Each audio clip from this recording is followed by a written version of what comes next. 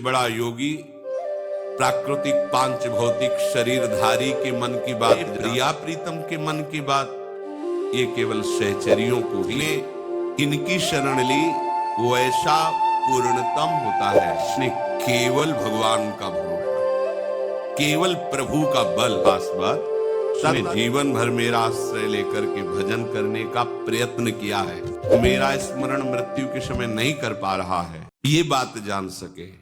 बड़े से बड़ा योगी प्राकृतिक पांच भौतिक शरीरधारी के मन की बात जान सकता है, लेकिन हमारे प्रिया प्रीतम के मन की बात ये केवल सहचरियों को ही सिद्धि प्राप्त है, किसी और को नहीं।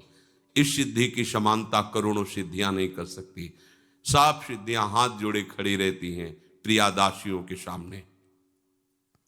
एकमात्र जिसने भजन अपना जीवन बना लिया है, तो हमारे प्रभु श्री कृष्ण को महायोगेश्वर कहा गया है, योगींद्रों मुनींद्रों के गुरु कहा गया है। योगींद्र मुनींद्र, जैसे भगवान शंकर से बढ़कर कोई योगी राज नहीं है, श्री सुखदेव जी से बढ़कर कोई मुनि नहीं है। योगींद्र मुनींद्रों के भी परम गुरु भगवान श्री कृष्ण हैं, इसलिए इनको महायोगी राज कहा गया है। महायोग योगेश्वर भगवान श्री कृष्ण जिनके उपास्य देव हैं, उसके अंदर कौन सा योग बकाया रह जाएगा, कौन सा ज्ञान बकाया रह जाएगा, कौन सी स्थिति बकाया रह जाएगी।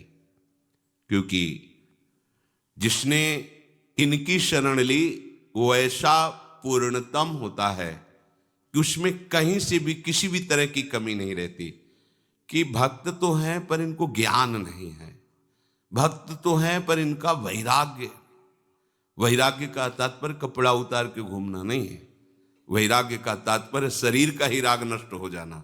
अब ये कैसे जानोगे भाई, कपड़ा उतार कर फटे पुराने कपड़े पहने तो दिखाई दे रहा है, लेकिन उसने स्थूल सूक्ष्म कारण तीनों शरीरों का राग ही त्याग दिया, ये कैसे जानोगे? ये तो स्थिति प्रज्ञ ही जान सकता है, दूसरा थोड़ी जान सकता है। ये वैराग्य प्रभु प्रदान करते हैं। कुटुम देह ते जाए छूट सब ही विधि नातो, सब ही विधि नातो। ये प्रभु का आश्रय और स्मरण। प्रभु कह रहे हैं मेरा भक्त युक्ततम होता है, सबसे श्रेष्ठ होता है। जो ऐसा भक्त होता है उसे योग भ्रष्ट होना ही नहीं पड़ता है। पीछे जो चर्चा हुई कि अंतिम समय भगवद स्मृति नहीं हुई, किसी वासना का आदर हुआ या कुछ हुआ, वो अभी भक्ति की भावना में नहीं उतर पाया, तब ऐसा हुआ है। अगर वो पूर्ण भगवद आश्रय लेकर के भजन की ऐसी शैली जिसमें अन्य कहीं कोई मिलावट नहीं है, तो बड़े महिमा की बात कह रहे हैं कि किसी भी कारण से उसका मन अंतिम समय प्रभु से हट गया, अत्यंत पीड़ा या किसी भी कारण से, उसे योग भ्रष्ट नहीं होने देंगे।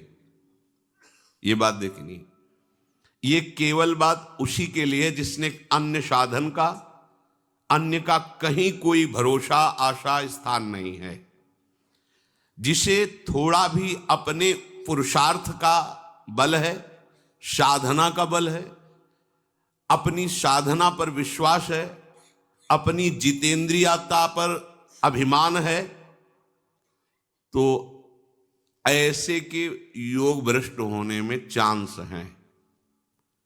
लेकिन जिसने केवल भगवान का भरोसा, केवल प्रभु का बल, केवल प्रभु ही अपने हैं ऐसा माना है, और अंतिम समय उसका मन हट गया किसी भी कारण से, तो कह रहे हैं कि अत्यंत पीड़ा या बेहोशी या किसी भी कारण से वो प्रभु को भूल गया, अंतिम फाइनल होता है।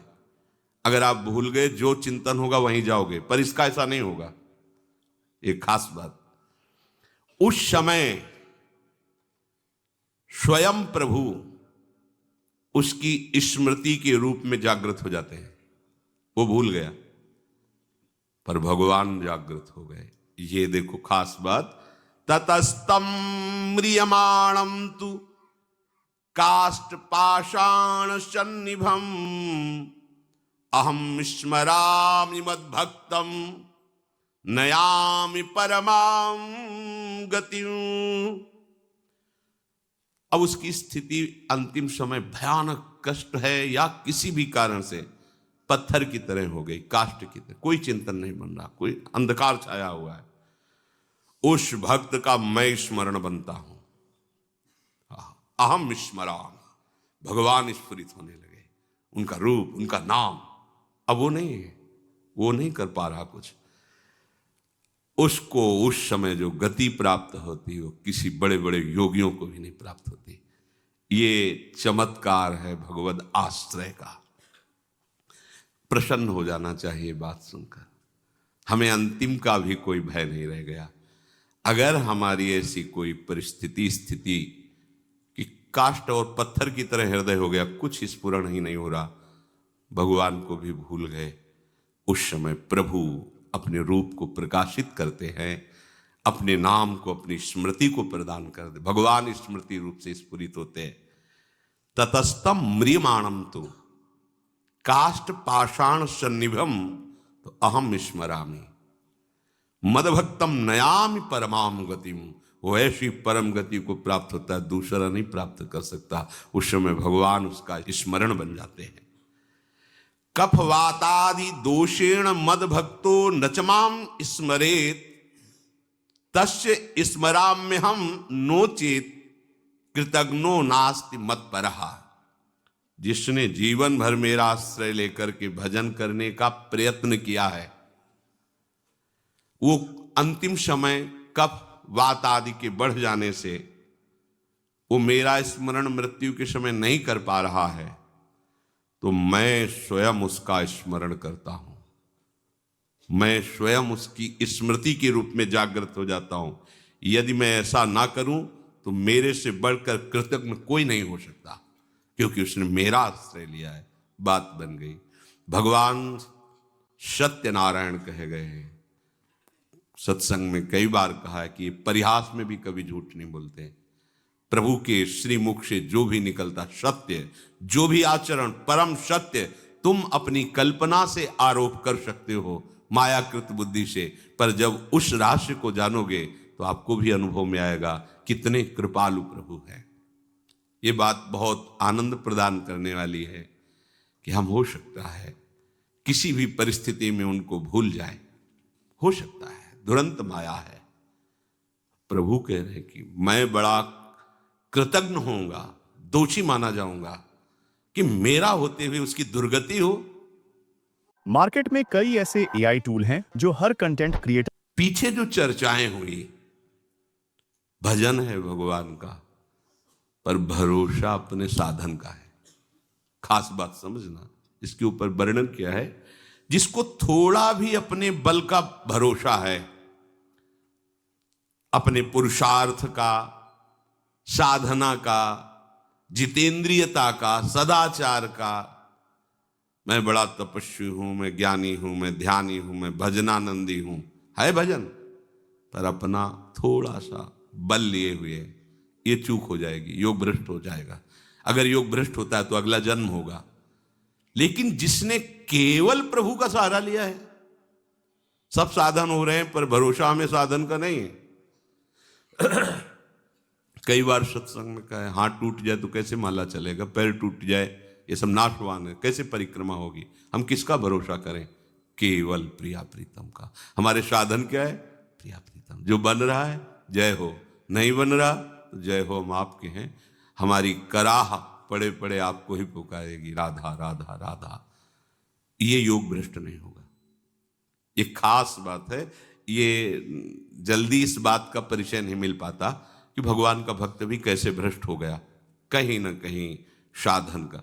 जब गरुण जी बहुत चिंतित और परेशान से हैं तो महादेव जी के पास गए तो उनका काकभूषण जी के पास जाओ।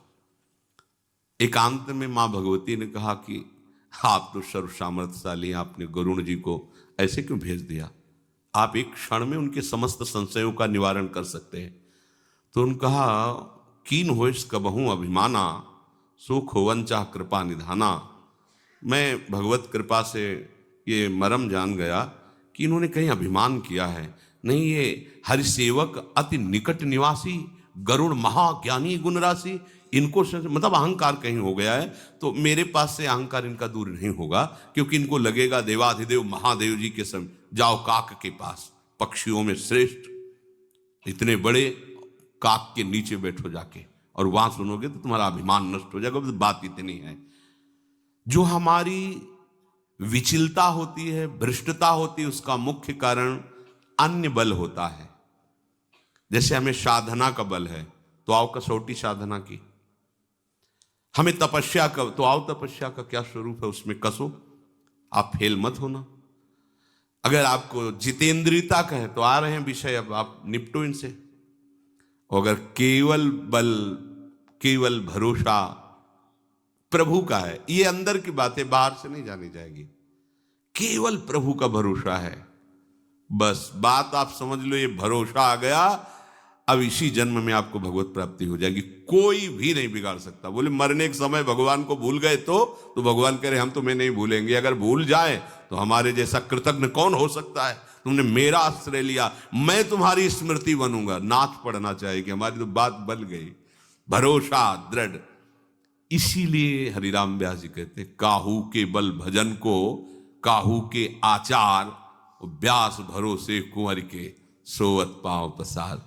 हाँ, मुस्कुराती हुई लाडली जो अंतिम समय आ जाएंगी। चल, हम मेरी परिचर्या में रहा है, सेवा में रहा है, मेरे आश्रित रहा है, मेरा होके रहा है, ने कहूं नरिस कहूं भूल हूं न होत सकी। लालजू से भी अधिक करुणा समुद्र लाडली जो है, क्योंकि लालजू के हृदय का प्रेम मूर्तिमान सी लाडली